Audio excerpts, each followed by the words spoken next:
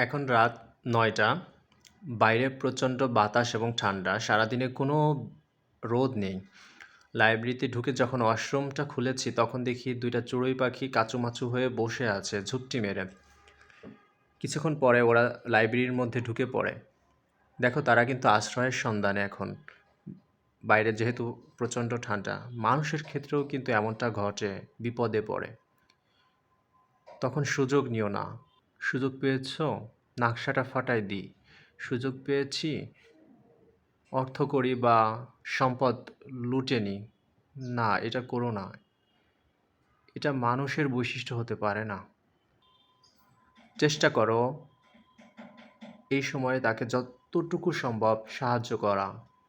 যদি না পারো, কমসে কম তার কোনো ক্ষতি করো না। তাইলেই দেখবে যে জীবনটা সুন্দর।